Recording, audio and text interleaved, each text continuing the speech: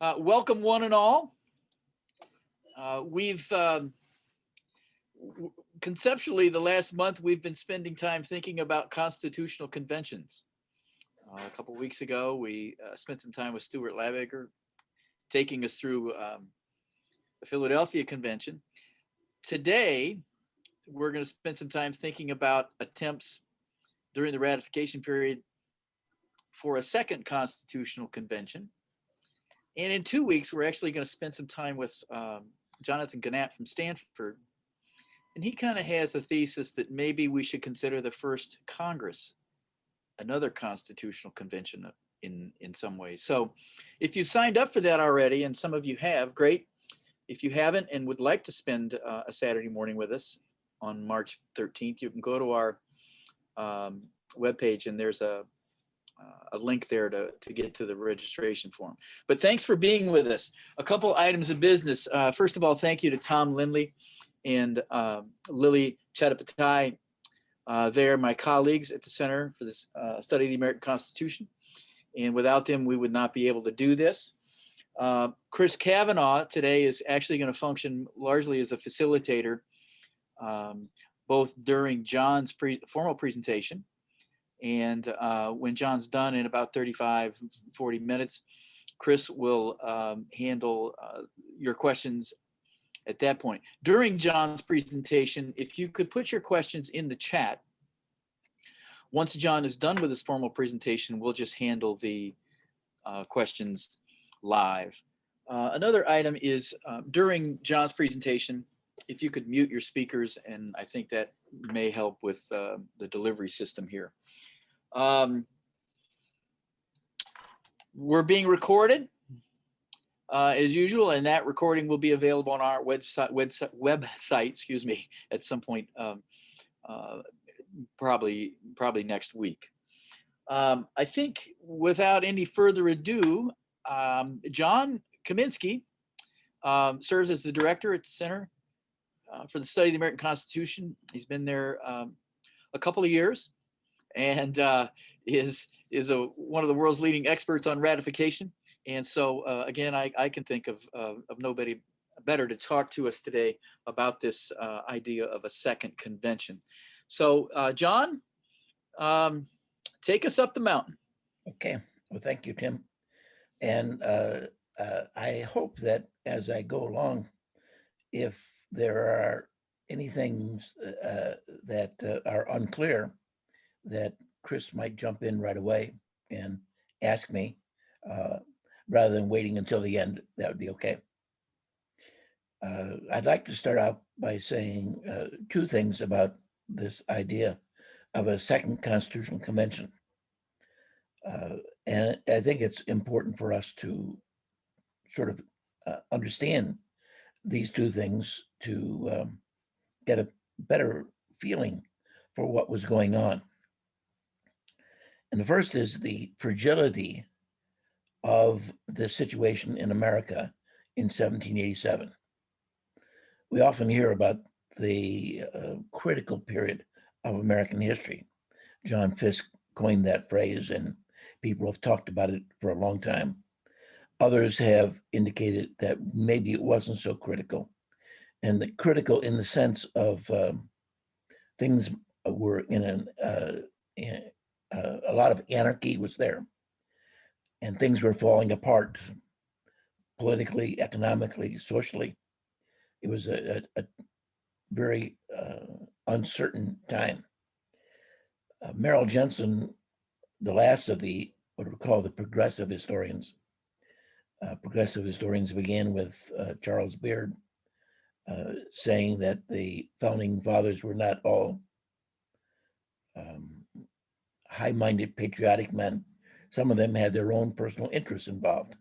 Well, Jensen looked at that as well, looking at the differences in the society and how one group was against another group at the time. It wasn't all one happy group of patriots against Great Britain. And so you see the fragility that's there. But the fragility, from my perspective, is more than just things are difficult. sometimes things are not difficult at that time. Things are going along rather well in different places. And the fragility would be from the opposite perspective. That is, if you look at Patrick Henry, he would say, what's the rush in trying to get a new constitution? What's the rush once the new constitution is proposed? What's the rush in getting it ratified? What's the danger of Shays' rebellion? Shays' rebellion was really emphasized a great deal at the time. It was one of the reasons a lot of people changed their minds about having a constitutional convention. Men like Elbridge Gerry and Rufus King and Nathan Dane, these are sort of old line Republicans that are fearful of government. And what they decided was, all of them are from Massachusetts, and Shays' rebellion so frightened them that they decided, well, we need a much stronger government. Let's have a constitutional convention, which they had opposed before. But once you get that constitutional convention in session, there are many people who don't believe that the country was in danger. Now they do believe it is in danger from this other element. That is, these were the revolutionaries of 1776, and they were quite happy with a decentralized government. They didn't want a national government. And so you have this other group now, this nationalists, that they do want a centralized government, at least much more centralized than the Articles. And so you get a fear on both sides. You get those who are fearful of a weak central government, fearful of separate confederacies. And so they want a constitutional convention. And then others who are not so fearful of what's going on, but who are now going to be somewhat frightened because of the danger of the nationalists. And they're going to be proposing a strong central government, which is exactly what many people in the United States didn't want. They didn't want to overthrow an imperial government in London to create an imperial government in New York City or in Philadelphia. And so there is this fear that is permeating throughout the country, fear of a weak central government and fear of a strong central government. And so this is is going to be seen throughout the country and motivating folks politically. The other thing that I like to mention, which is something that I just came up with this morning,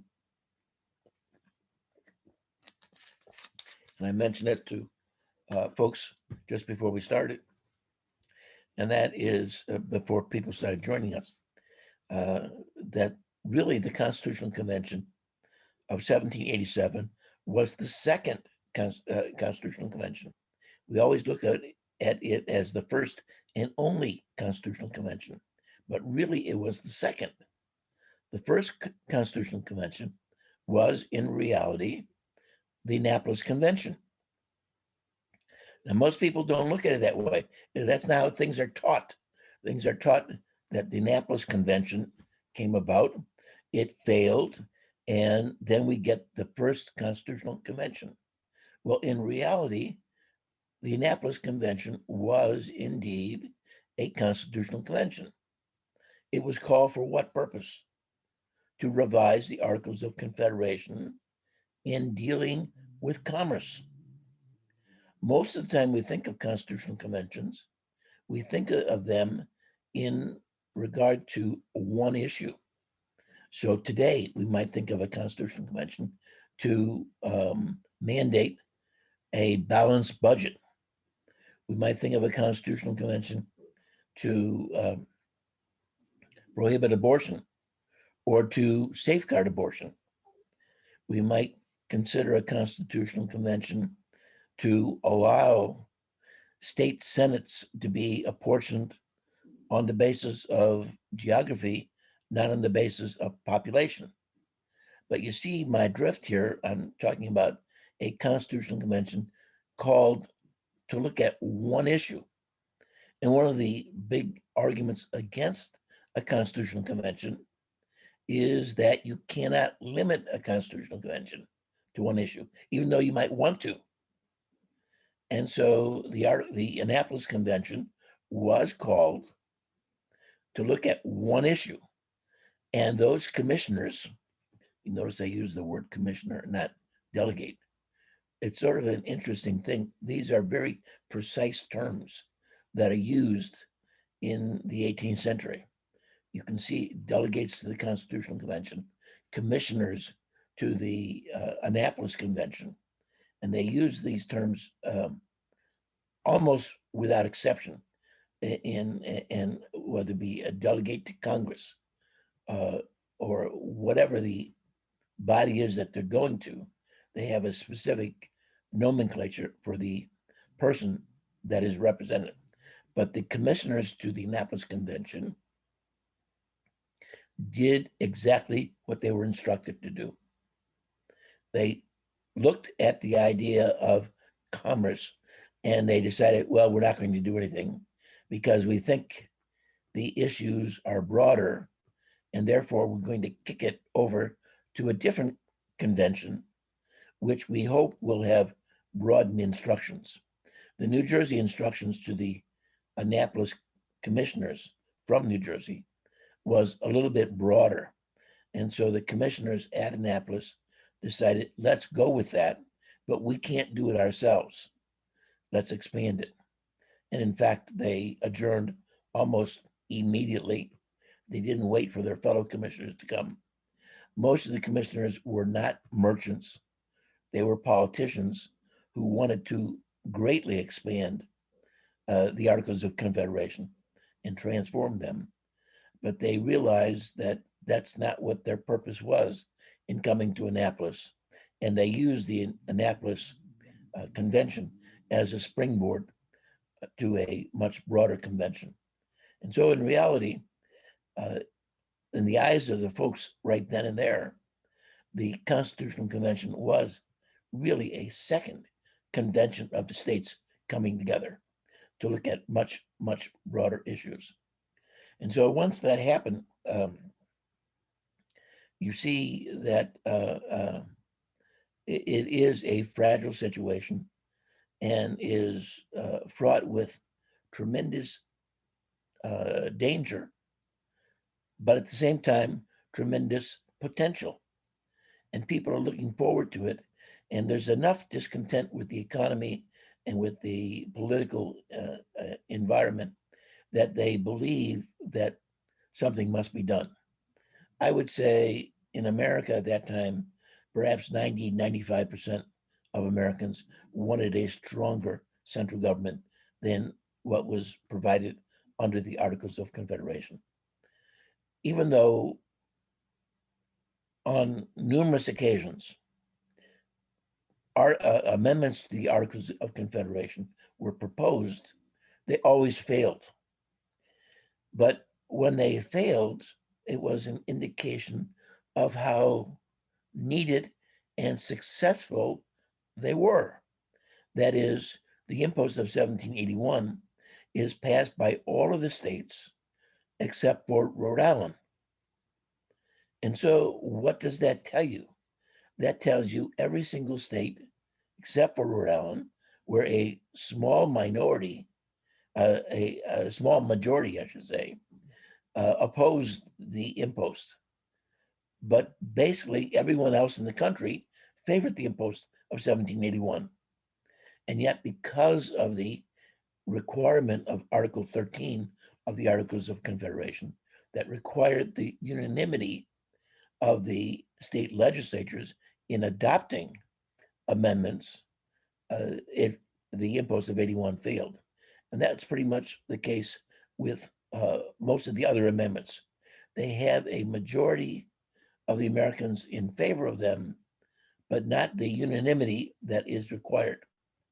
And we were unfortunately in a situation at that time where a small minority could stifle the will of a large majority.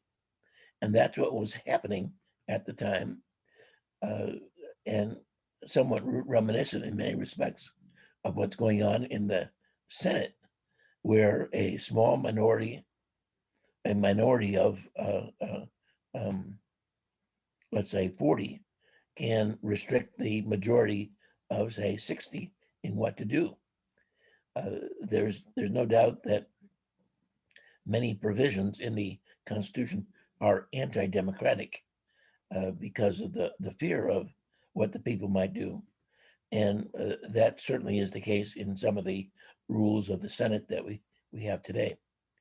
But here we have, back in 1787, a constitutional convention that is called. It came about at this time of fragility, that the whole concept of republicanism was up in the air at this time, and questioning whether republicanism is going to survive. It was felt that America was the last hope of republicanism, not just for itself, for the United States, but also for all of mankind. That if we didn't get this right here, all of mankind would suffer. And you see that as expressed in the Federalist Number 1, where Hamilton says, this is the time that's going to determine whether mankind can rule themselves by reflection and choice, rather than having their constitutions provided by accident and force.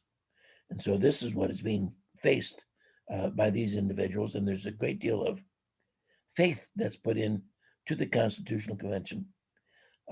Some of the great leaders in the country, not all of them, but some of the greatest leaders are appointed to go. And there's a great deal of expectation as to what this Constitutional Convention is going to do, and a great deal of anticipation. And people are really looking forward to it. And when the Constitution comes out, I would say probably 90% of Americans favored the Constitution. When they started debating it, however, that support starts to diminish, so much so that by the time the Massachusetts Convention is elected in December and early January of December of 87, January of 88, probably a majority of Massachusetts folks oppose the Constitution without amendments. And they want some kind of amendments to the newly proposed Constitution. As I mentioned, the Articles of Confederation had a provision for amending it, and that was in Article 13, and it required two things. One, the proposal of amendments by Congress, and two, the ratification by the unanimous vote of the state legislatures. People often emphasize the latter, that is the ratification by the unanimity of the state legislatures. And that is extremely important, to be sure. But we shouldn't diminish the first part also, that Congress is the one who's proposing the amendments. And they're the initiator. And in fact, if we think of constitutional conventions, we might well think that the Confederation Congress was itself a convention. A convention is a unusual thing that occurs. If you go back to English history, when the Glorious Revolution took place, and James II is fighting for his political life, and he is forced to abdicate. The William of Orange calls for a new parliament. That parliament comes together, and it proposes a Declaration of Rights. And it says, William and Mary, you must agree to this Declaration of Rights before we're going to allow you and recognize you as king and queen. And they do, and Parliament then accepts them as king and queen, and then changes that Declaration of Rights into a Bill of Rights that they adopt. But that parliament was called a convention parliament because it was really starting the government. And it becomes the convention, the process of a convention becomes an American kind of thing. It goes along fairly regularly. And in fact, it becomes incorporated in the American system in 1776, when the colonies recently declared states their independence. Congress advises them to change their charters into constitutions. And virtually all of them do that except for Connecticut and Rhode Island. And they call a transformation to take place within their provincial congresses. That is, their meeting when the revolutionary movement gets underway. They eventually abandon their ongoing legislatures, assemblies, because they're under the control of the crown and the royal governors, and they create provincial congresses. And those provincial congresses often take on the job of being a constitutional convention. They draft their constitutions and they declare them in effect by fiat. It's interesting to see what two states do. In New York, they've had several provincial congresses meet, and when they decide there's going to be a new constitution, they call for another provincial congress to be elected. But they say it is going to draft a constitution. They feel it's necessary that the people give their authorization in forming a body that will provide a constitution. And so that's what that election takes place. The I believe it was the fourth provincial Congress goes out of being, and the fifth political Congress comes together. And it comes together in July of 1776. And the very first thing that they do is they adopt the Declaration of Independence. And so you see in the Declaration of Independence what that changes. If any of you are familiar with the movie or the play 1776, you remember New York is always abstaining courteously because they're not instructed. When their new provincial Congress comes together, they instruct their delegates to Congress to vote for independence. And therefore, at that point, the 9th of July, 1776, you get a new broadside with the Declaration of Independence. Up until that time, it was the Declaration of the Congress of the United States. After July 9th, it becomes the unanimous declaration of the states in Congress. And so that was important. For our purposes, however, once the provincial Congress of New York instructs its delegates in Congress to vote for independence, it then votes to change its name. It no longer is going to be the provincial Congress, the fifth provincial Congress. It's going to be the provincial convention. And it's now going to devote a lot of attention to writing a constitution. And that is usually not talked about very much. What is talked about, Christy, do you have a question? I saw your hand went up a little bit. Oh no, I was just drinking coffee. I just responded in the chat with the next line from John Hancock. He says, "What in the hell goes on in New York?" Yes, that's right. and Lewis Morris says, "Have you ever been in New York?" They talk very quickly and very loud and long, but they never come to a conclusion. Well, they were planning on this. It just took them a little longer to get together, a few days longer. Congress acted a little bit more quickly than New Yorkers felt they would. But what is looked at a lot is what Massachusetts does. And it's the last state, last colony to create a state constitution.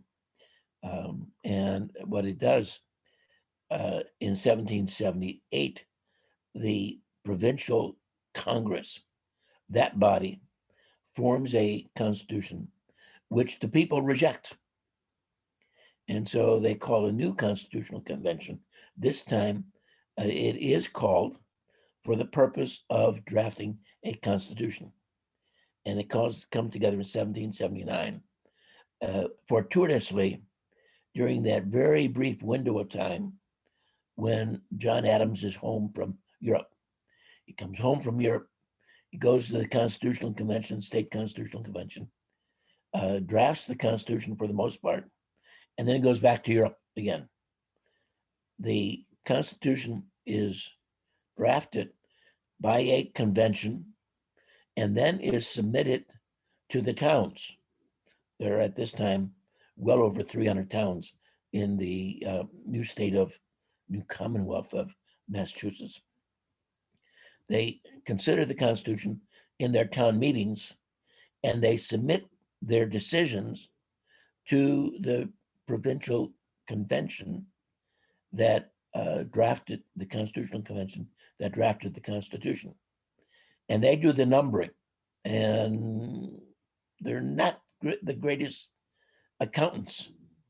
And they realize how important it is to get this Constitution. And even though on several of the issues, perhaps there's not a majority in favor, they find the majority in favor.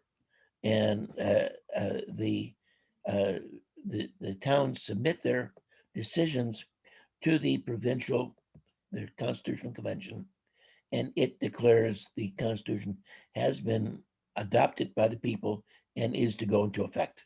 Chris? Yeah, John, could you clarify for us how these towns did their vote tabulations? You know, did they? I don't think they had Dominion voting machines, but how do they tabulate their vote? I mean, do they submit one town, one vote, or do they, you know, what was the voting? Can you take us through the voting process in just maybe one community? Yes. Well, what they do is they have their town meeting, and the town meeting almost always at this time is viva voce. That is, they vote orally. They don't have secret ballots, and that's we're on the cusp of that. In the New York Constitution, it's provided that they will have an experiment with secret ballots, but they usually vote orally. A question is put, do they favor the Constitution put to them, or they debate it, and there are things that might be objected to it. There might be amendments that are put forth, different places, and then they vote. And often that vote is just, we're given the numbers, 25 to 75, let's say, in favor, 75 in favor, 25 opposed. Occasionally, you actually have the names of people listed. That is, there's a clerk there that's taking down the names. That's not always the case. That's the case if you look at the Rhode Island referendum on the Constitution in March of 1788, where they actually voted on the Constitution. The names are taken down, and we see the names of over 3,000 people, 3,000 men. Those names are listed there, and how they voted yay or nay on the Constitution. Now, they did that in some towns in Massachusetts, but not in all of them. But they're given a number, and if there are any objections to the Constitution, those might be recorded as well. But there's no systematic way. This is all new stuff here, and they're just learning as to how to do things. It's the same situation that we have today. If we had a Constitutional Convention, we're not exactly sure how that would operate. We had in the 1960s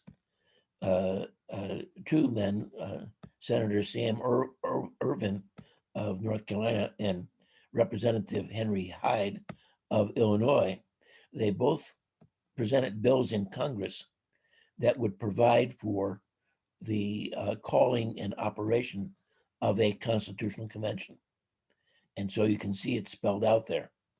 But that's just their proposal. And it's a proposal that Congress, if these acts had been approved, Irvin's proposal was approved by the Senate in 1971, but rejected in the House of Representatives on 2 occasions.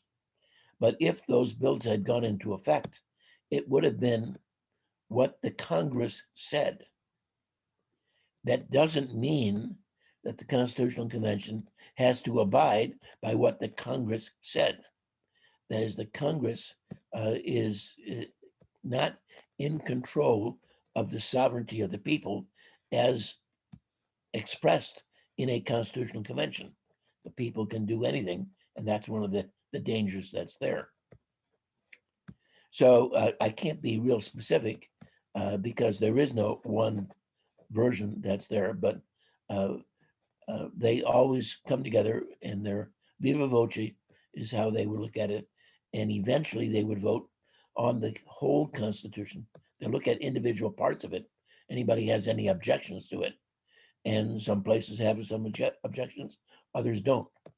This is true of the Articles of Confederation also. When the articles were submitted, different states proposed amendments right away.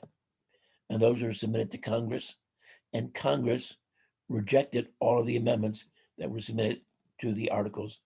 This is back in 1778. And so that's true here in Massachusetts in early 1780, that there are objections that are raised, but not a majority in most cases. And the committee looking at this, committee of the Constitutional Convention, they want this Constitution adopted, and they will be very lenient in how they interpret the votes in the different town meetings, saying that these are indeed votes to ratify the Constitution of 1780, which Constitution is still in effect, by the way. It's been amended quite often, but it's the longest lived Constitution, written Constitution in the entire world. People will say, well, what about the US Constitution? Well, no, the US is the longest lived national Constitution, adopted in 1788 and implemented in 1789, whereas the Massachusetts Constitution is drafted in 79 and adopted in 80 and implemented in 1780. So it is the longest lived written Constitution.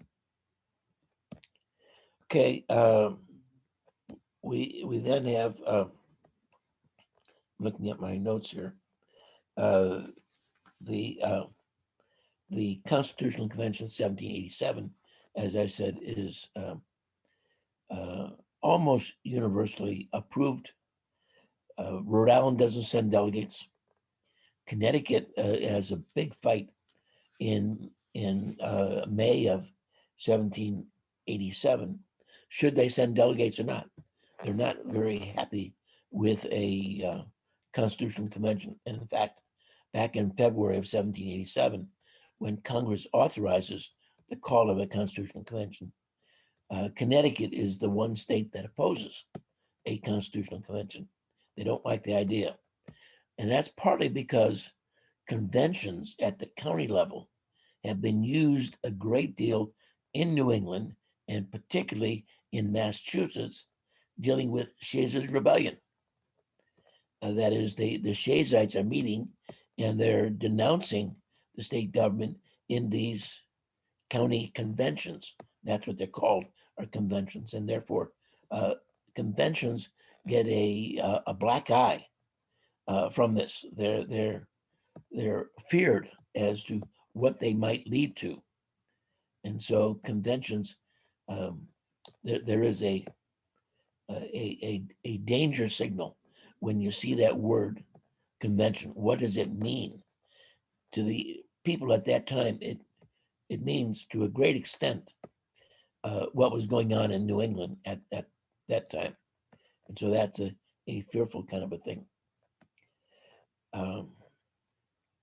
When we look at the Constitutional Convention that takes place, this is the first time we get something aired that is in the Constitutional Convention of 1787, when they're toward the end of the convention on the 15th of September, which is really the last day of their debates. That happens to be a Saturday. You know, we always look at Constitution Day as the 17th of September. It just so happens it's the last day because the 16th of September was a Sunday, and they officially didn't do anything on that day. They didn't meet on that day, but they had their last day of debate on the 15th, and then they ordered the Constitution to be engrossed. It was engrossed on that Saturday, Sunday, and then brought into the convention on Monday. A few changes were made, and then they signed on September 17th. But on September 15th is when the argument for the delegates to sign takes place. And it's when Franklin suggests that they all should sign. And it's there that Randolph, Mason, and Gary say they're not going to sign. And Randolph says we should have a second constitutional convention. We should submit the Constitution to the states for them to come together in state ratifying conventions. They ought to propose amendments, and those amendments ought to be considered by a second convention. Some might argue that the Constitutional Convention itself ought to come back into session and consider these amendments. And then they should act on those. And Randolph would say, should be a second convention that's called, and they should either accept or reject the amendments that are proposed. And that's it. That's the end of those amendments. And if they accept those amendments, they're put into the Constitution, wherever they happen to belong, which is what Madison wanted in 1789, rather than having a bill of amendments at the end. He wanted to change the actual wording of the Constitution. That's what Randolph was arguing for. And on the 15th of September, that any amendments proposed by the state ratifying conventions would be considered by a second convention. If they adopted those amendments, they'd be incorporated into the Constitution, and that would be the end, the final version of the Constitution.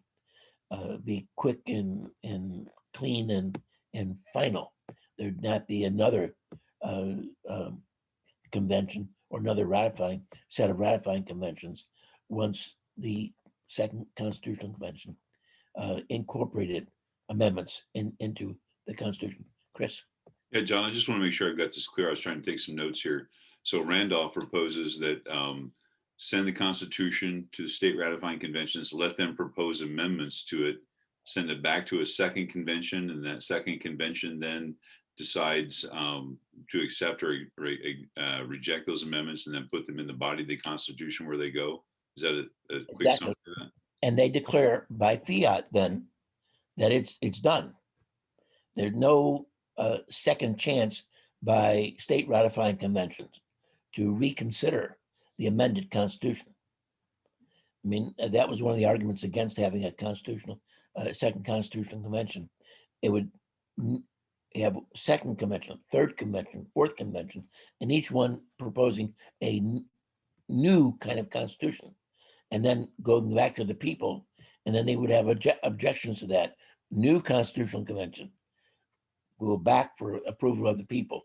And so, no, what Randolph is saying is this second constitutional convention would either accept or reject the changes, not all of them, maybe some of them, and then declare the Constitution into effect. I mean, that was the system up until the time, and it was the way that the state provincial congresses that proposed their state constitutions did it.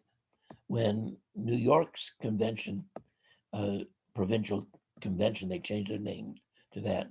When they finished drafting the Constitution, they declared it is in effect. It wasn't sent to the people. That was something original with Massachusetts. All the other states, they just declared, the bodies that created the constitutions declared those constitutions in effect. And that's what Randolph was saying. Once the Second Constitutional Convention came together and accepted or rejected the amendments, that body would declare that Constitution then in effect. Okay. All right.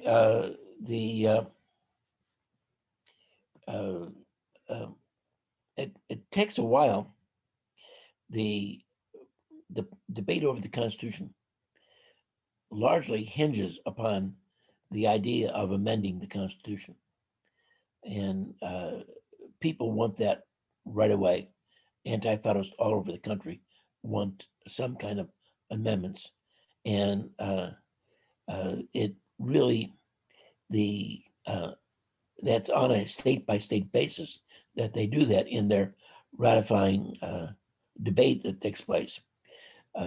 You get a major movement in New York in May of 1788, where the New York Federal Republican Committee, which is a committee of anti-federalists, they propose an interstate cooperation aimed at calling a second constitutional convention.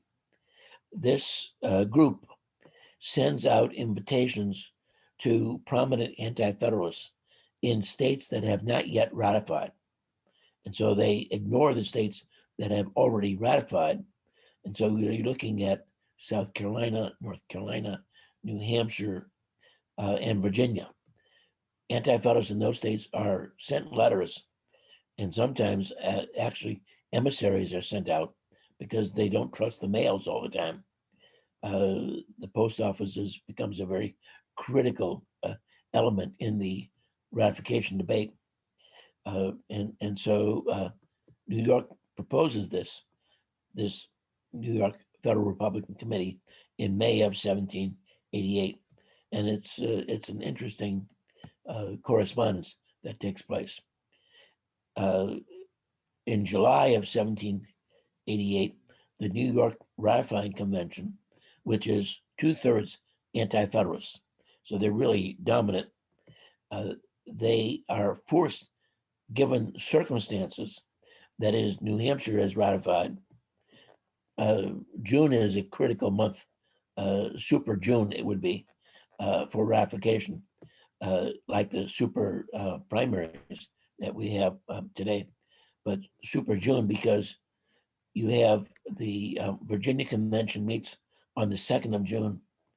The New York Convention meets on the 17th of June, and the New Hampshire second session of its convention meets on the 18th of June. So these 3 states are meeting in June.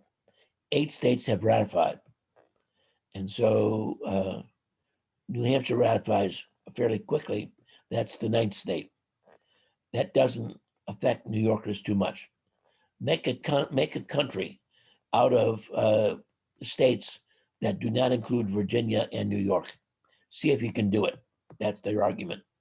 Well, when Virginia ratifies on the 25th of June, that changes everything. Now you've got New York that's out of the Union with Rhode Island. Not a good place you want to be. And so New York is forced to reconsider, the New York Anti-Federalists reconsider, and they decide, okay, yes, we'll come into the Union, hope to get amendments that way, but we're going to encourage a second constitutional convention. And they, in essence, require Federalists to buy into this idea of a second convention. And so they ratify the Constitution by a slim majority, but they adopt a circular letter to the states calling for a second constitutional convention unanimously. They adopt that circular letter. And not only do they adopt it unanimously, but John Jay is the primary drafter of the circular letter. And so they propose a constitutional convention. A little bit later on, there's a new revitalized New York Federal Republican Committee that forms in October of '88. They start pushing the idea of the Constitutional Convention. They push the idea of the circular letter. The circular letter was sent to all of the states for them to consider, and all the states do consider. All reject except for Virginia and New York. The Virginia legislature is kicked off by the New York circular letter, and they, on the 20th of November of '88, propose a constitutional convention. They propose that the first federal Congress call a convention, a constitutional convention. New York does the same thing in February of 1789. So those are the only two states that request Congress to call a convention. I should mention that Article 5 of the Constitution is the crux of the matter in the ratification debate. Article 5 calls for the amendment process of the Constitution.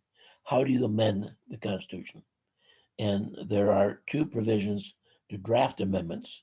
One is that 2/3 of both houses of the Congress can propose amendments. And the other is when 2/3 of the state legislatures request Congress to call a constitutional convention, Congress must call that convention. And then there's two methods of ratifying amendments, both calling 3/4 of the states to ratify, one in state legislatures and two in state ratifying conventions. We've only had one method of using conventions to ratify an amendment.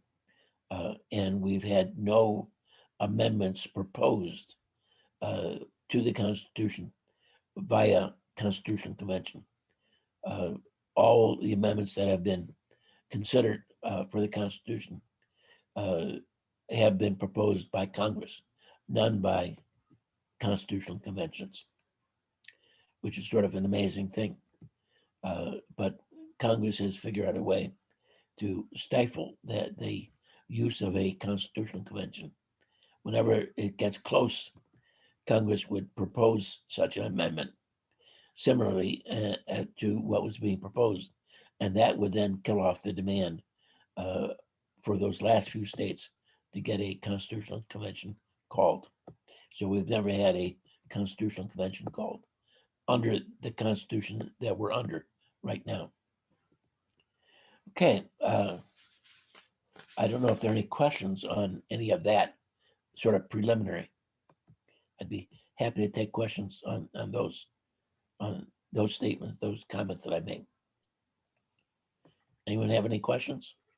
Well, John, if that's preliminary, I know several people are probably have scheduled their day, assuming an 11 o'clock departure, 11:30 departure from this. Yes. So I don't know what that means in terms of the substantive portion of your presentation. Well, I'm gonna have to cut it short very much, obviously. But I have a list of about 35 items here.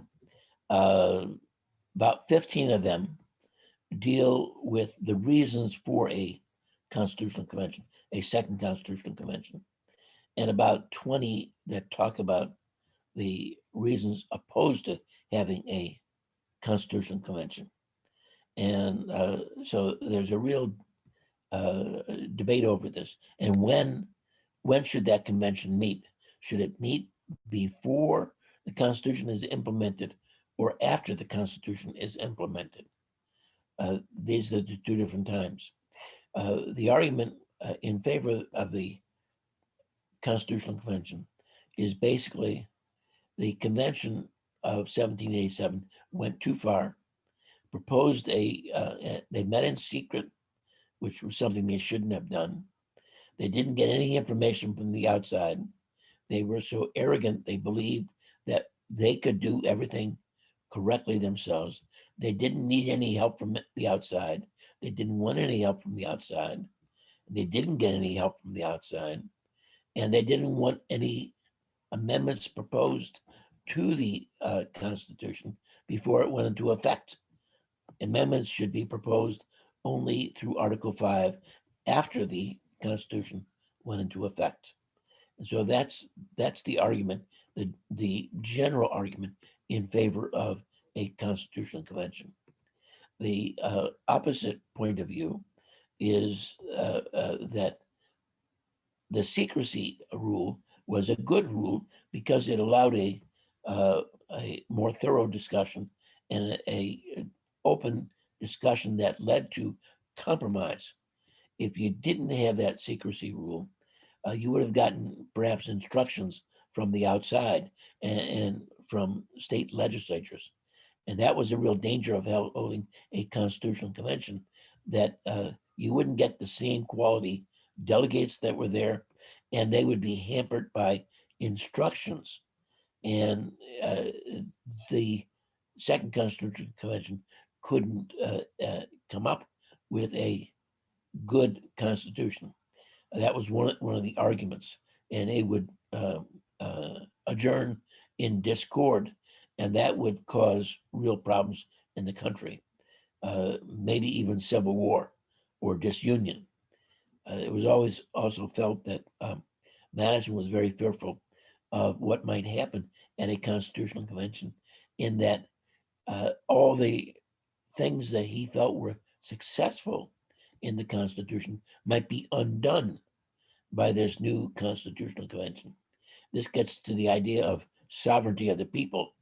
And there's certainly Federalists advocate sovereignty of the people, but by the same token, they're fearful of what that sovereignty of the people might well do.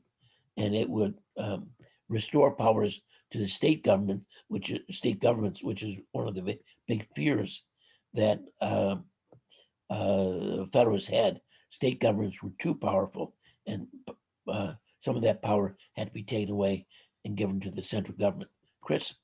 Yeah, this is probably a selfish question, but I've always thought that Madison was motivated to write the Bill of Rights for several different reasons.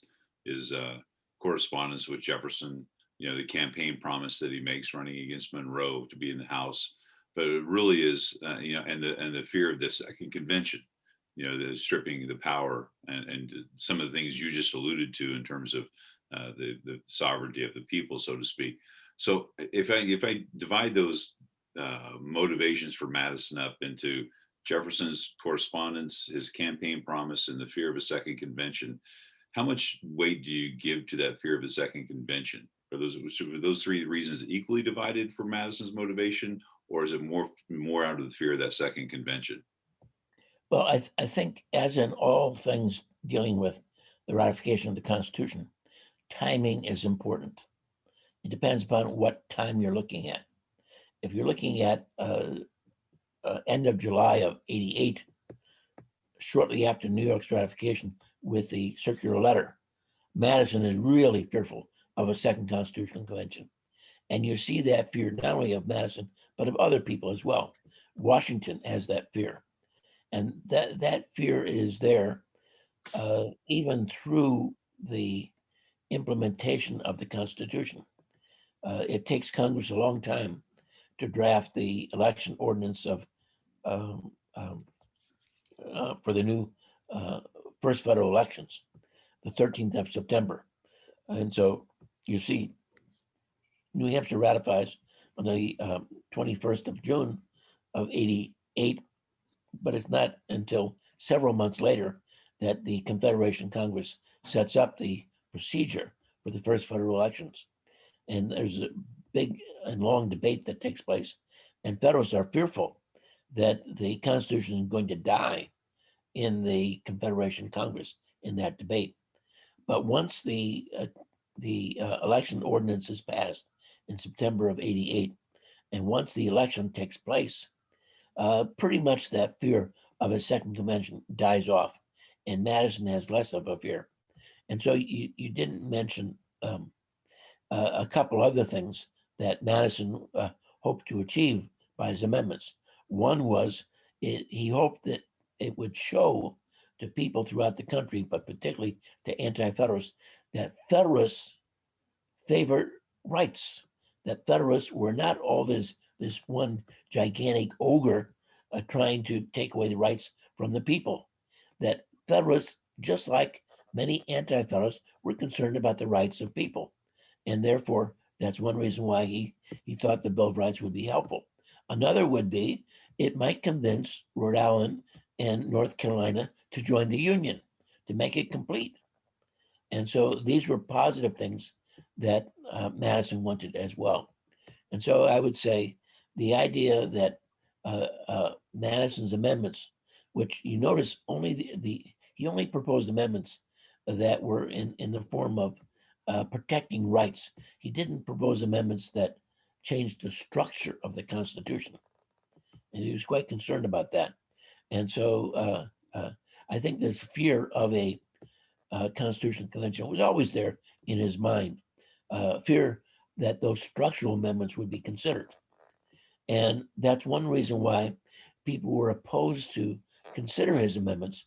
You know, he proposes on the 4th of May of '89 that Congress, he's going to submit amendments to the Constitution. And a lot of people are opposed to that, both the vast majority who are Federalists and even the handful of anti-Federalists that are in Congress, in the House of Representatives. And the fear is that these are not just going to be Bill of Rights type amendments, but there'll be other amendments that will be considered. And it'll take forever. I mean, it took the Constitutional Convention 4 months to come up with the Constitution. One reason why they were against considering a Bill of Rights was because, not because they opposed rights, but because they understood it might unravel what they had already done. And that was also the case in the first federal Congress. There was a fear that any consideration of amendments might open up a Pandora's box here of all kinds of things being reconsidered here.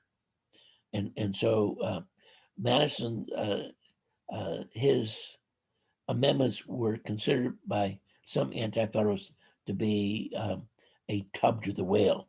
That is a diversion, which is a reference from what Jonathan Swift and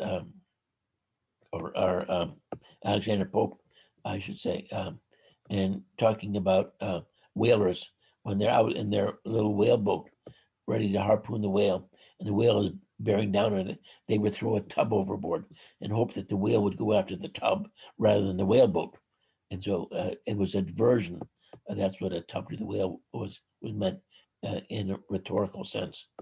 And so that's what Madison's amendments were thought to be. Divert attention to amendments, Bill of Rights type amendments rather than structural amendments. And in fact, that is exactly what happened with the Constitution. Before the Madison amendments are proposed, there's a sizable portion of the population that still fears the Constitution, that wants a constitutional convention to propose and consider amendments, and that is sensing a danger that's there. Once those amendments are proposed, considered and proposed, and they're reprinted all over the country, the debate in the House of Representatives, and we illustrate that in our first volume of the Bill of Rights that came out about 6 months ago or so. You can see how prevalent that debate was all over the country.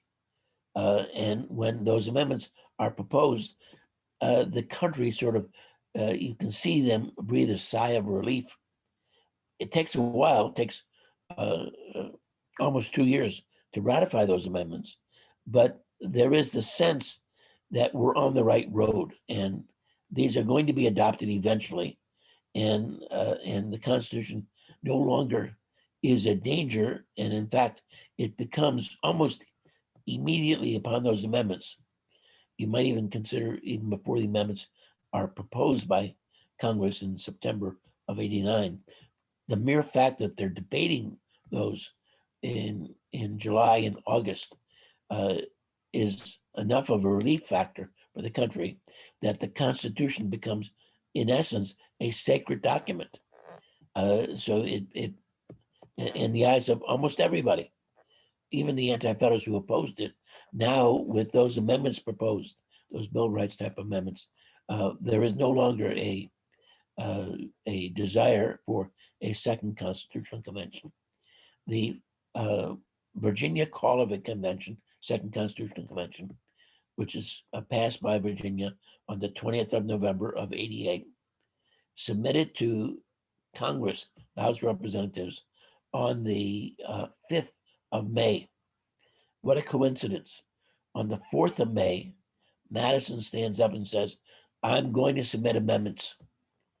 And the next day is when the Virginia proposal for a constitutional convention is presented. And it's, in essence, tabled. It's stored away, waiting for the other states to come in. They have the necessary 2/3 of the states for Congress to act to call a convention. The very next day, then, on the 6th of May, is when New York's proposal comes in. So you have these 3 days. The 4th of May, Madison making his proposal for I'm going to submit amendments. The 5th of May, the Virginia proposal comes in. The 6th of May, the New York proposal comes in for a second constitutional convention. Both the Virginia and the New York proposals are tabled, and they discuss the first provision of Article 5, that is the congressional proposal of amendments to the Constitution. So does that answer your question, Chris?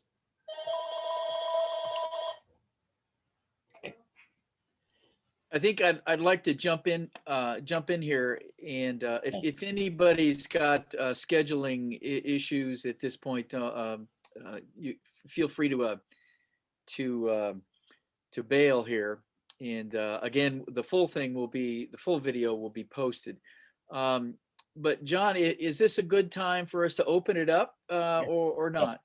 Go ahead. Yes. Yeah. Go ahead, And Chris. as I said, we'll send out my complete list of about 35 positive and negative reasons for a convention, so you get that listing. And these are taken from the ratification debate. We have a cumulative index that we're doing. And what I did in preparing for this, I went through all of the listings in the cumulative index that references the Second Constitutional Convention. And so these lists that I have, about 15 reasons for a constitutional convention and 20 reasons against, are scattered throughout all the ratification debate that appears in our 34 volumes of the ratification series. John, I have a question going back to earlier in something you said. You said when the Constitution is, just done, right? It's on its way to the states for ratification. I think you threw out the number 90%. 90% yes. Were kind of in favor of it. But by the time Massachusetts, the boots are on the ground, so to speak, at the Massachusetts Convention, then even in Massachusetts, there's a turnaround.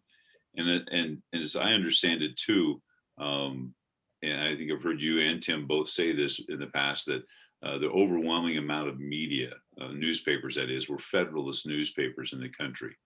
How do you explain then the ability to, if 90% of the people were like, this Constitution is going to be good, and the Federalists controlled the majority of the press at the time, how do you explain the anti-Federalist ability to get arguments out there to counter that 90%? Does that make sense? Sure.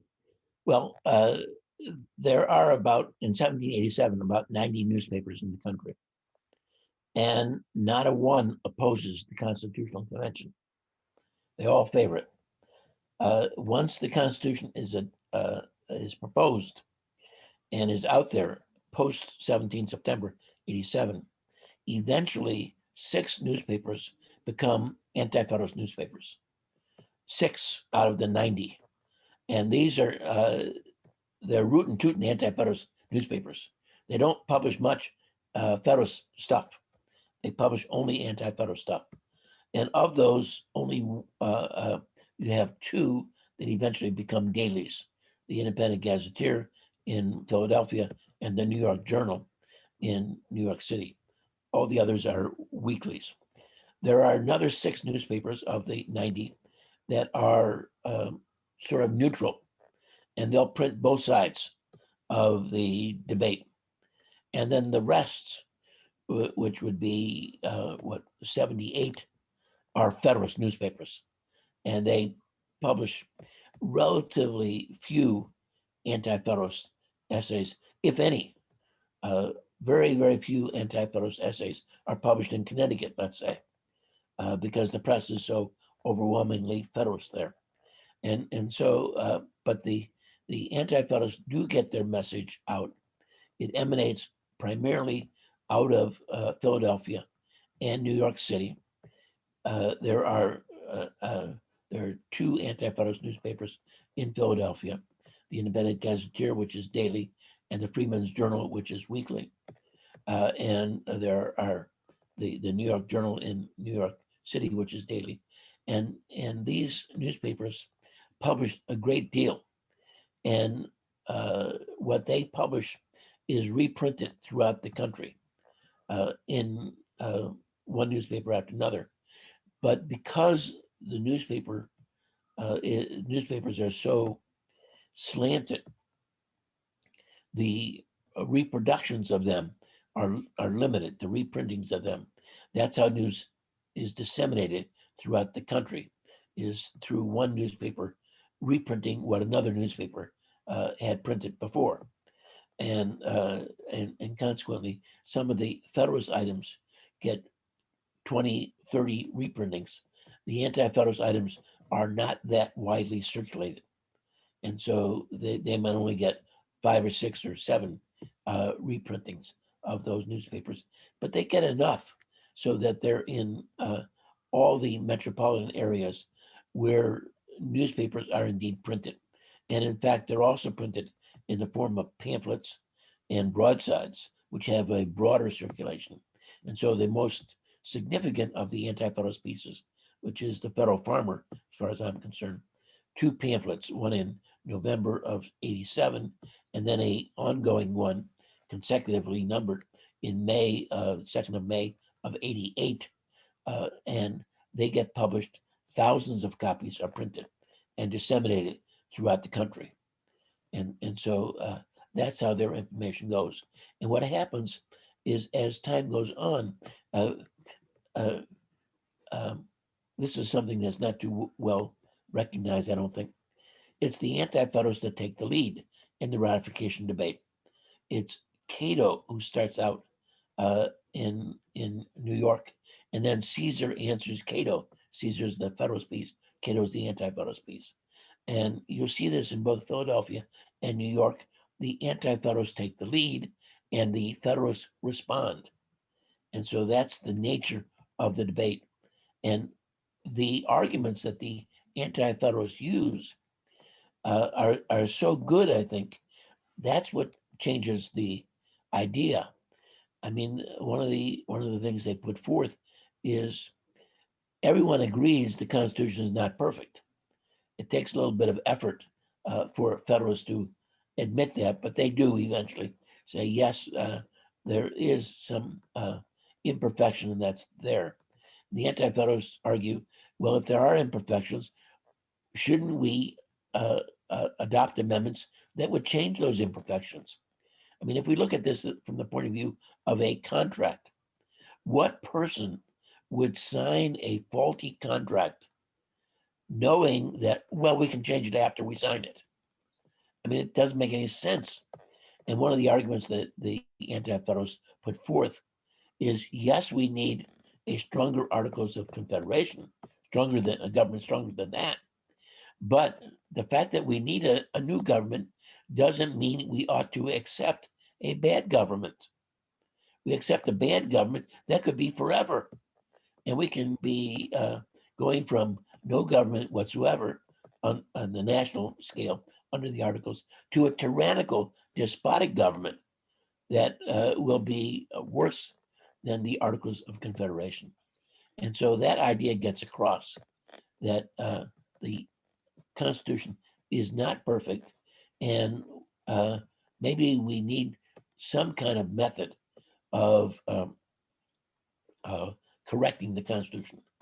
And eventually what happens is the Massachusetts Convention gives us that mechanism when they decide to propose recommendatory amendments. John, if I could jump in there, that's why we included the old Whig piece, because Yes. to John's point there directly, much of what John just mentioned is in that old Whig piece. And you'll see the arguments against the convention in Aristides, which was also sent to you, written by Alexander Conti Hansen in Maryland. Hey, John, I want to, for fear of actually just you guys yanking me off the screen here and bringing in a little presentism, and I know that word might make a couple like Timmy cringe a little bit, but I just want to work in. Pete has some great questions or poses some things in the comments. And I'm going to try and work in what he said here, because I know that there's an Article 5 movement in terms of a balanced budget amendment that's been floating around now for a number of years, and they have a number of states that have moved towards that. Obviously, they don't have the required number. And I remember a couple of years ago sitting down with my my former state representative and one of his folks, and the movement was really popular. And I told them, I said, you guys realize that if you do this, and I do believe I use a Pandora's box. I said, if you have a convention, and what's going to prevent them from saying, well, in addition to a balanced budget amendment, we should talk about term limits, something like that. And they said, well, no, because the state legislature will put requirements on the people that they send to the convention that would allow them to somehow control them. I thought that was dubious. But to get to the great points that Pete brought up in the comments is like, if we were to have a second convention today, who do you send from Wisconsin? I mean, what types of people would end up there? Besides Tim, and yourself, if we were to do this, could you envision this happening today and the problems we would have in terms of who would get to attend to represent the states? Years ago, in the 1960s, I believe it was, Virginia had a constitutional convention, and among the people who went was A.E. Dick Howard, who was a law professor at University of Virginia. I don't know that any law professors would go to a national constitutional convention. Presumably, right away we have a question: who appoints the delegates? State legislatures, or do the people elect the delegates? In the first constitutional convention that we had, 87, the legislatures appointed all the delegates.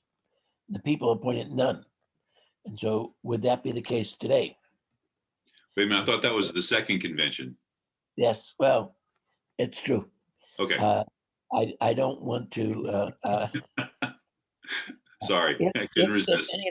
If any of your students adopt this, especially if they're in the We the People contest, they must explain what they mean by that, because they'll be graded against. The judges won't have a concept of what they're talking about, and so blame it on this guy Kaminski that he introduced this new idea. But the Constitutional Convention of 1787 was elected by state legislatures, not by the people. And so would that be the case now? I mean, the world has changed. If we had the delegates to a new constitutional convention appointed by legislatures, that would give us a certain type of person. And in fact, those states that have been severely gerrymandered, like Wisconsin and North Carolina and others, might give you delegates who are who differ from the kind of delegates that would be appointed if the people did the electing of delegates. And then the question is, just because the legislature instructs them, why would they be considered limited if the Constitutional Convention is considered a constituent body of the people? That is, it is the people meeting. Everyone agrees to that concept.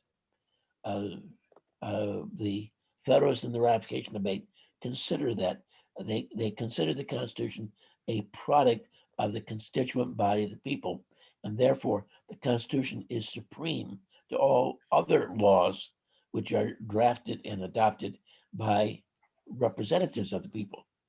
The Constitution is a constituent body of the people. And how can you limit the constituent body of the people? How can a state legislature, which is representative of the people, limit a constituent body of the people? And so it's hard to imagine from a philosophical point of view of a limitation. And that obviously is going to present problems in selecting individuals. I mean, I like to point out that this era of 1787, 88, 1776, you had a Washington, a Franklin, an Adams, a Jay, a Jefferson, a Madison. I could go on here. Where's a one of those today in our country? Whereas a one of those in Wisconsin that we have. I mean, you'd be hard pressed to find someone of that stature. The Federalists in 1788 are arguing we cannot have the same quality of delegates in a second constitutional convention as we had in the first one. And that's one of the arguments against holding a constitutional convention, that we won't get the same quality, the same knowledge. I mean, one of the things that we had at that time, you had men like Madison, who was really so knowledgeable about government, the nature of government, the arguments written in the Enlightenment, and the idea of human nature.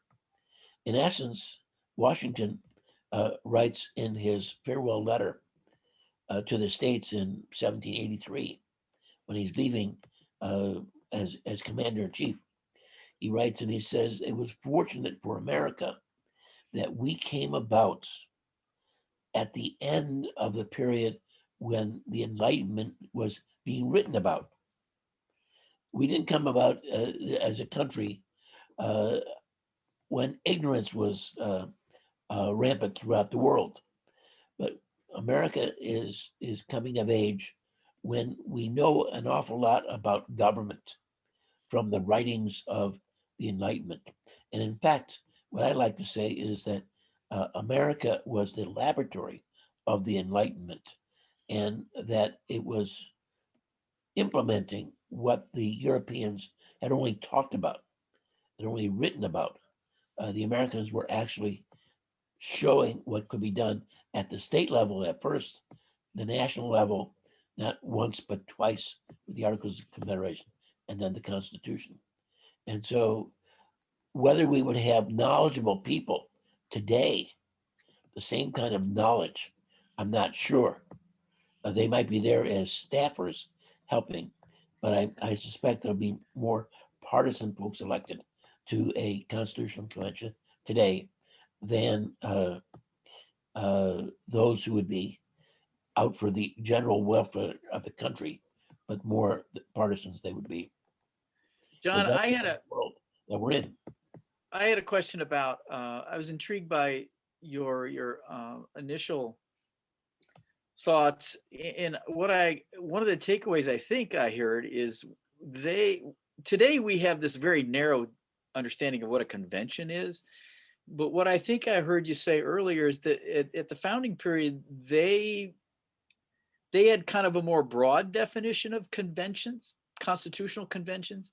And if that's the case, why do you think we've narrowed our understanding now? narrowed our understanding to what, one issue you're talking about? No, to a convention as to what, because what I heard you say is Parliament kind of functioned as one, the state legislatures kind of functioned as conventions. So if we've narrowed our understanding of convention, why do you think that's so? Well, I think because of the danger that's there. That is, it can do anything. And so we don't want to have conventions are dangerous items. And constitutions are things that ought not to be meddled with too much, not to be reconsidered. I mean, Jefferson said we ought to have a new constitution every generation, every 19 years. Madison thought that was a terrible idea, that constitutions ought to be changed whenever necessary. One of the arguments for and against a constitutional convention was Article 5 would make it hard, maybe impossible to get amendments. The anti-federalists would say impossible. The federalists would say hard to get amendments. And everybody agreed amendments should be hard to get. They shouldn't be easy. But because it's a dangerous thing to change your constitution. But saying that, what that means is that when you start out, the Constitution ought to be as good as possible. You ought to have a good government to begin with if amendments are hard. And amendments should be hard to get. They shouldn't be as easy. You look at the Pennsylvania Constitution of 1776. Before any bill was passed into a law, it had to be published in the newspaper, and then it would be considered at the next session. And so this is so that the people could view it, understand it, and then instruct their delegates accordingly. And so if you're going to have a hard method of amendment, Articles of Confederation was impossible. But Article 5 is hard. You ought to start out with the best possible constitution to begin with, that is free of flaws as best as possible, so that you are unlikely to get amendments right away, and that won't come back to haunt you then. So I think there is a natural aversion to opening up the Constitution as a whole. The Constitution is sort of a security blanket that's there. And our Constitution happens to be broad enough so that whatever your political persuasion happens to be, you can buy into the Constitution. And as long as it's your interpretation of it, that should be inviolable. I have a question kind of similar. With last time we met, John, I think you talked about how the Constitution and Confederation, I think you distinguished the differences there. Is that why maybe if you count the Constitution Convention of 87 to second, what about the Articles of Confederation, the First Continental Congress, Second Continental Congress? Are you kind of not considering them constitutional conventions because that was more confederation, or what's your thought on that? Great question, Greg. Yeah, well, I obviously in the context of constitution making, the Articles of Confederation did not give Congress the power to adopt amendments to the Articles. The Articles gave Congress the power to propose amendments, but then to adopt those, you needed the unanimous approval of the state legislatures. And therefore, you only got half a loaf under the Articles of Confederation, which is true also of the First Federal Congress and all other Congresses. They can propose amendments. They cannot ratify the amendments. The states have to ratify the amendments. And therefore, they're not true constitutional conventions in the broadest sense. They're limited. And that's true of the Constitutional Convention of 1787. We don't know. They didn't know what they were going to do. They thought it was, in many respects, just an arm of the Confederation Congress. It was a committee of Congress. And in fact, in the debate over the Constitution in the Confederation Congress in September of 1787, that is, Congress receives the Constitution from the Philadelphia Constitutional Convention on the 20th of September, 87. And they assign the debate on the 27th of September. And they debate 27th, 28th of September, the Constitution. And Richard Henry Lee, among others, proposes amendments. He proposes the Bill of Rights. Madison says, no, you can't do this, that the time for amendments is over. The amendments to the articles were proposed by the Constitution, and it's over and done with. The Constitutional Convention was a committee of Congress, in essence, and the committee has been disbanded and cannot accept any changes. We have to send it out as it is. Well, Madison was denounced at that idea, saying, you can't really believe this. Whenever Congress has a committee that considers a specific issue, Congress can change that committee report. It's not stuck on a report of a committee.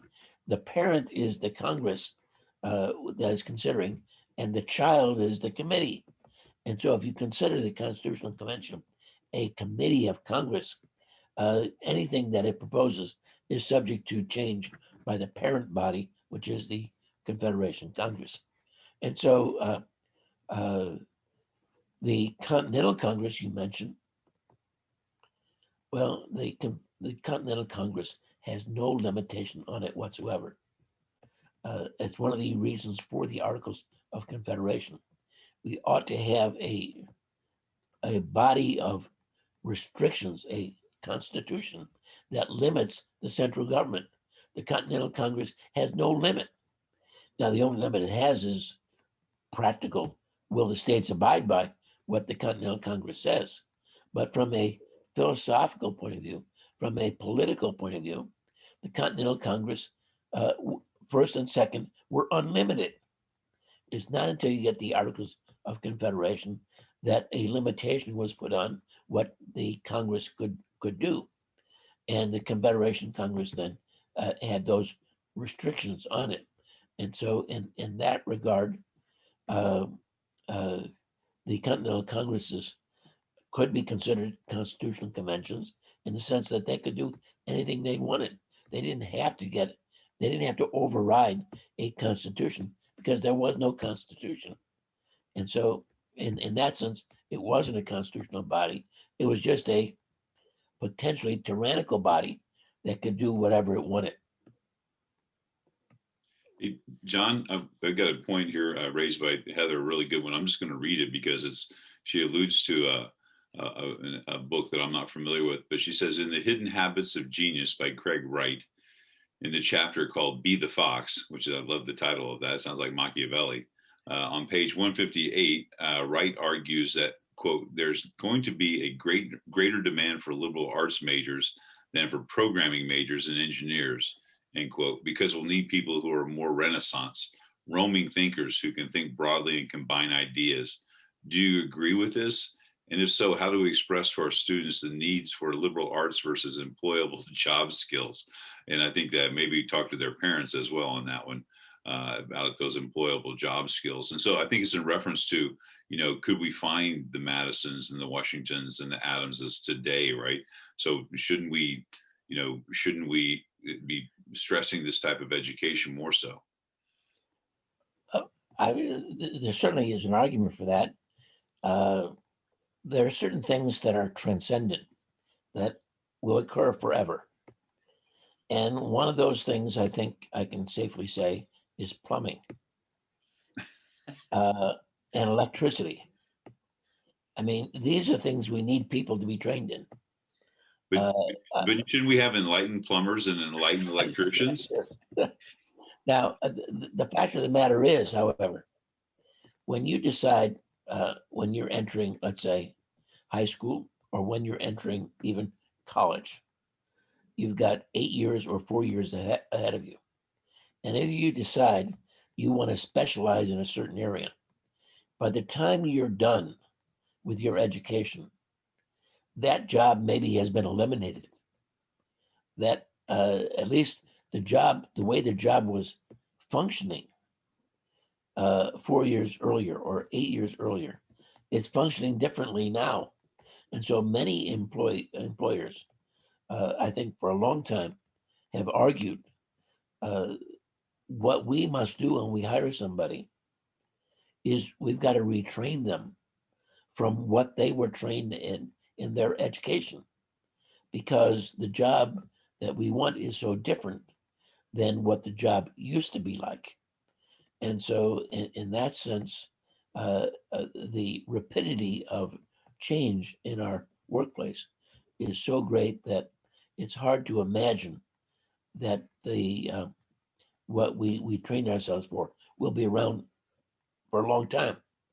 And so many people who go out in the workforce today will have several different careers that they explore. But there's one thing that's sort of constant, and that is human nature, and having an understanding about human nature and how humans interact with each other, and have a global idea of what life is all about. And that is sort of a method of training ourselves to be thinkers and to think about things and being able to adjust to different circumstances and that are needed in the workplace. And a lot of what we're doing in the world today is dependent upon that interaction with people, and not merely upon a certain job description. Although, as I started answering this question, I said that plumbing is always going to be there, and electricians are always going to be needed. And so the trades are important for people to go into today. They're sort of denigrated, I think, in a way, but more and more these kinds of skilled trades are needed in our society. But the liberal arts do provide certain basic tools that help individuals function in a variety of different situations and jobs. To be able to express yourself, the ability to write and to read and understand what you're reading, and then to make adaptations when necessary. All those things are things that are obtained through a liberal education. I think to John's point about a global perspective, I know some of you might be aware that in the 90s, South Africa actually invited foreigners to advise them as they had their constitutional convention. So I thought that's an interesting example of John's point about having a global perspective if you were going to create a constitution. We've got time for maybe one or two more questions if we need to at this point. Yes. Go ahead, Pete. There we go. You hear me, right? My biggest takeaway is your reference to 90% of people being in favor of the Constitution. I'm realizing I should probably change the way I'm teaching it. Would you say that the Federalist newspapers swayed public opinion? I had this vision of people pretty sympathetic to the Debtors' Rebellion, everybody fighting against the British in the Revolutionary War, having this feeling against a large government. I'm surprised to hear the 90%. Would you say that the media of the day helped sway that, or? Well, certainly during the period of time when the Constitutional Convention was meeting, no newspaper came out opposed to that meeting. There was a general sense that the Constitutional Convention was necessary, and the articles were too weak. we needed some change in the articles. And so that was, I would say 100% of the people. The only people who would oppose that might be loyalists or people who were fearful of a larger public. You know, the Montesquieuian philosophy that republics can only exist in small territories with homogeneous populations. And therefore, to try to establish a republic at a large geographic area would be dangerous. And so those kinds of people would be fearful of what was called at the time consolidated government or a national government. During the Constitutional Convention, they used the word national government quite a bit until coincidentally or ironically, Luther Martin said, maybe we ought to change that.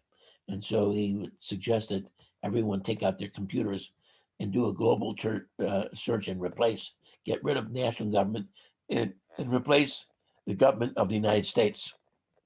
Because that word national was a loaded word. Consolidated was the word that they feared. And so there was this universal sense that we needed to amend the articles. As I had indicated, all the failed amendments really showed, if you looked at a number of people, the percentage of people who favored those amendments, even though they weren't adopted, they'd be very high, probably 60, 70, 80% of Americans favored those different amendments to the articles, but they didn't pass because of the unanimity requirement. During the meeting of the Constitutional Convention, you find there are newspaper printers that, and afterwards, that they say this kind of thing. When the convention met, we felt it was our duty to convince the American public to accept whatever the Constitutional Convention came up with. And this, to a great extent, is predicated on a couple things. One, this need to amend the articles, that the articles are too weak, and that was prevalent throughout the country. And two, the people who were there were prominent and patriotic people, particularly, no doubt, George Washington and Benjamin Franklin. And if they're there, you got to trust them. Washington had total power in his hands in '83, and he walked away from it. Franklin, the great diplomatic hero of the Revolution, was 81 years old. He's not trying to feather his own bed and create a powerful government that he would rule in. And so let's give a lot of faith and trust in these. To be a little facetious, they also pointed out the fact that Rhode Island wasn't there. Isn't that a good thing? Well, not only was it a good thing from that perspective, but it was a wonderful thing from the point of view of the convention. So many of the issues in the convention were decided by a vote of 6-5. There were never more than 11 states represented at one time. New Hampshire wasn't there at first, and then New York left. 2 of the 3 delegates left. And so there were only, at any one time, no more than 11 states represented.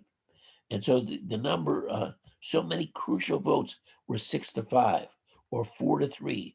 Had Rhode Island been there, it would have changed things around. It would have meant many things did not get passed. The compromise would have been much more difficult with Rhode Island there. And so the argument was that it was fortunate Rhode Island wasn't there. And if Rhode Island dislikes it, it must be good, because anything that Rhode Island did was bad. And so that was always there as well. But you have the partnership of the Federal Herald, that printing company, is breaking up. And they published a little squib saying, we felt it was our responsibility to advocate whatever the Constitutional Convention was coming up with, that we ought to favor that. David Humphreys, writing to Washington on the 28th of September of '87, who opposed Washington going to the Constitutional Convention because he thought it would fail. And then he said, if it fails, and when it fails, we will then use you as our last stake and we'll take over the government. The military will, is what he was saying. But now he's saying it was a good thing that you went, and the Constitution is a good thing. 28th of September, he's writing. And he says, I was involved in 2 newspapers in Connecticut, and we advocated the whatever the Constitutional Convention came up with should be adopted. And so that feeling was there, and it remains after the Constitution is promulgated. And so there is the sense, but even in the Constitutional Convention, Gouverneur Morris states, when this Constitution is published, we got to work very hard to get it ratified, because as time goes on, our support will diminish, and the opponents of the Constitution will get larger and larger. And they were fearful. They understood what unanimity meant. And you cannot get unanimity under the Articles of Confederation. So they opted to go to 9. But they understood what 9 meant also. 9 states being necessary to ratify. Without Rhode Island, without New York, those are 2 definite opponents of the Constitution once the Constitution is proposed. Now you're down to only 11 states. You only have the leeway of losing 2. And the feeling was Virginia is really doubtful. And if Virginia doesn't ratify, North Carolina will not ratify. Now you're down to 9. You can't lose any other state. And so they're really, they have been so accustomed to the failure to amend the articles that they're fearful this might happen again. And so even though they at first like whatever the convention is doing, they don't know what it's doing. It's meeting in secret. Little bits are coming out. One time, a newspaper piece appeared and said, although the secrecy rule is there, we can't tell you what we're doing. We can't tell you we're not proposing a monarchy. Don't worry about that. And so when the convention is meeting, virtually everybody likes the fact that it's going to give us change that we need. But when it comes out, okay, there's an initial support for it. But when the anti-federalists start raising serious issues, and they do it up front, they're the ones that started it all off, and they continue this negative approach, and they create good arguments that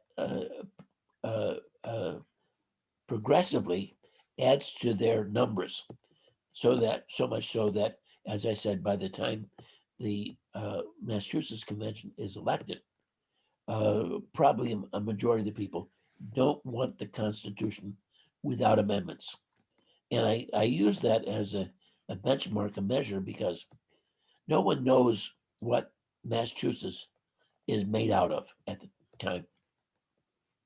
There are approaching 400 towns in Massachusetts, and they all don't go to the State House of Representatives because the towns have to pay for their delegates going there, their representatives.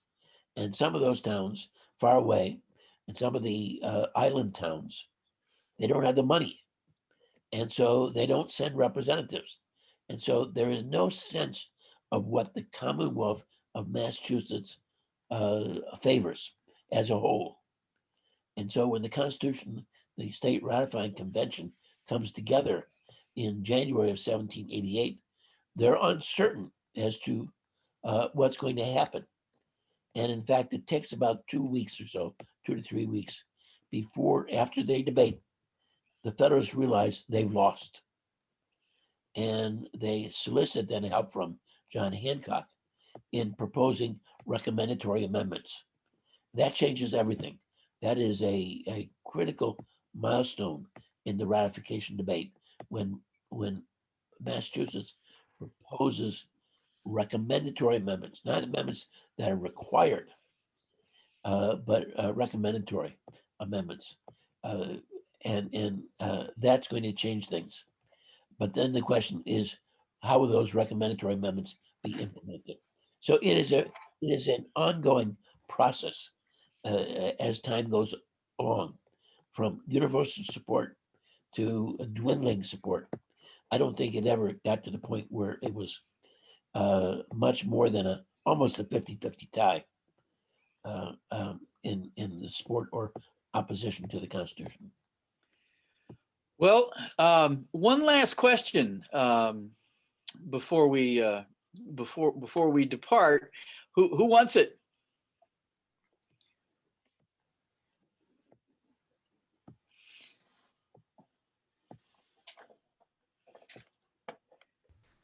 I'll take Greg? it if no one wants.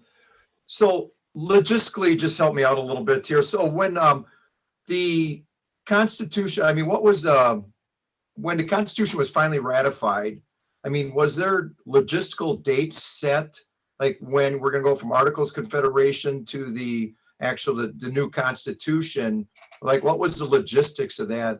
Was it actually set, or was it kind of ongoing, or how did that work? Yes, when the Constitution is proposed in September of 1787, the report of the convention is made up of several parts. The first is a cover letter signed by George Washington, supposedly written by Gouverneur Morris. Lately, however, some argument that Hamilton wrote that cover letter of 17 September.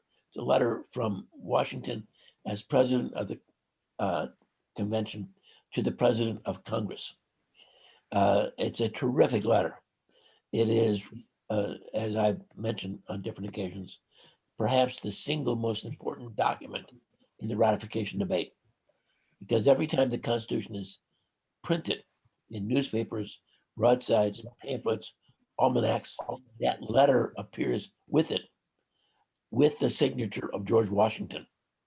And Washington doesn't take active part of the debate, but that letter endorses the Constitution with his signature. And the Federalist point of view is, if Washington favors the Constitution, who are you to oppose it? Very strong argument. But so that's one part of the report. The second part of the report is the Constitution, which is obviously broken into two parts: the preamble and then the body of the Constitution. And then there is a third part at the end, and that is two resolutions of the convention. The first resolution says, we're submitting this to Congress, and we hope that Congress will send this to the states, and that the states will call ratifying conventions to consider. Congress is not required to approve the Constitution, but the Constitutional Convention recommends that the state legislatures call specially elected conventions to consider the ratification. Nowhere does it mention proposing amendments. Just consider ratifying the Constitution. Should ratify the Constitution. And so the argument is that state conventions should not propose amendments, only vote to adopt or reject the Constitution. The second resolution proposed by the convention, which is the very last thing in its report, is once the Constitution has been adopted by 9 states, then Congress sets the implementation of the Constitution. It provides when the first federal elections will take place for representatives and for the electors of the president and the vice president. And when the it says Congress should also set the date of the meeting of the first Congress. And so that's what is being debated in Congress after New Hampshire ratifies on the 21st of June of 1788 until the 13th of September of September 88. So you have July, August, September, 3 months. The Congress, the Confederation Congress, debates how to implement the Constitution. And it's a pretty simple process, except it gets bogged down on where does the Congress meet? And does it meet in New York City, which has been the capital now for about 4 years? Or does it meet someplace else, maybe Philadelphia or someplace else? That debate goes on forever, it seems like. And you get the Virginians who want some more central place, maybe on the banks of the Potomac River. The Philadelphians want Philadelphia. New Yorkers want New York. And you have the danger, New York has not yet ratified in June and doesn't ratify to the end of July. And so if Congress would say, we're going to meet in Philadelphia, will that encourage New Yorkers to stay out of the Union? And so this is a difficult time period. Federalists are getting worried. Washington is worried. He says it would be a terrible thing. We're inside of the shore. We're like a ship, and we're coming into port here. But wouldn't it be terrible if it sinks when it's in sight of land here? And so Congress has to act. Well, eventually it does act, and it does pass the election ordinance of 13 September, in which it provides the Congress will meet where it met before. It doesn't say New York City, but it says where it met before. That's where it should assemble, which means New York City.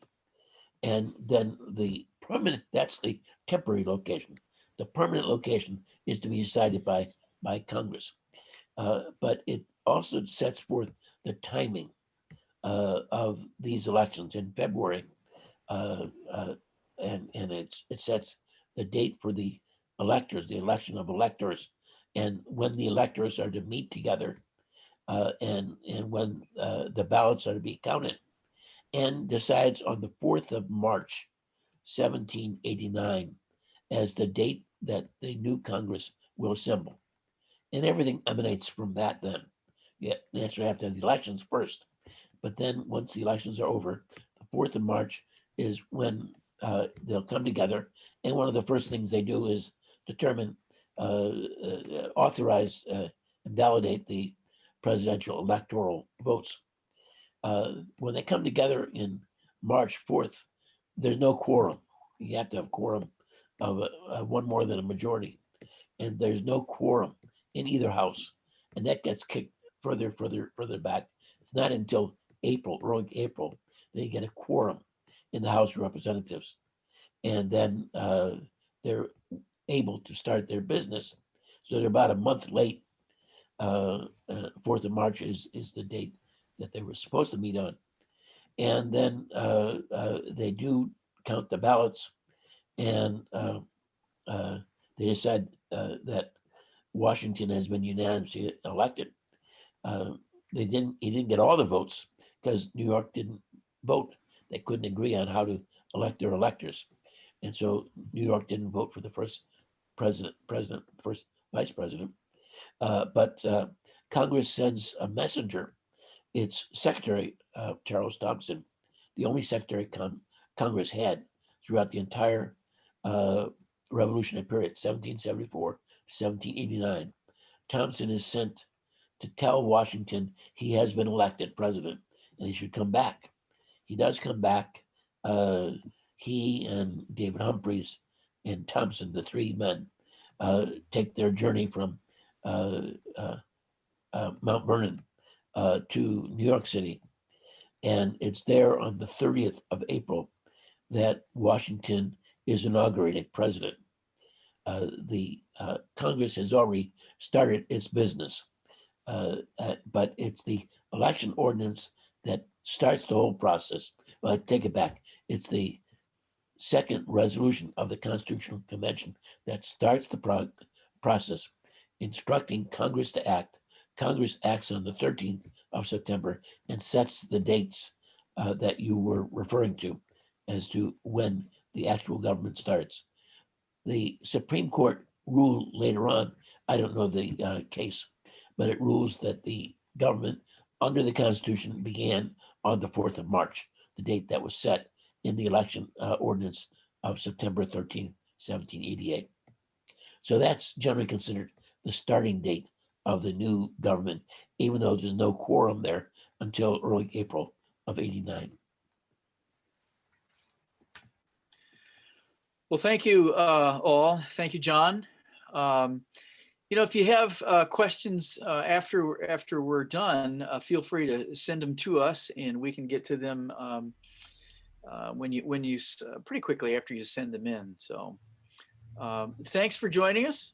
Thank you. And look for other events that that are in the making, but certainly that March 13. If you've not already signed up, we're excited about having Jonathan Gannett with us. Yes. Now I'm going to have to skedaddle, but I know Pete Meinberg wants to hang around a little bit. So I'm going to abandon and leave. Pete, you're at the mercy of Lily. But it's been good to see you all, and I look forward to seeing you again sometime very soon. Okay. Bye.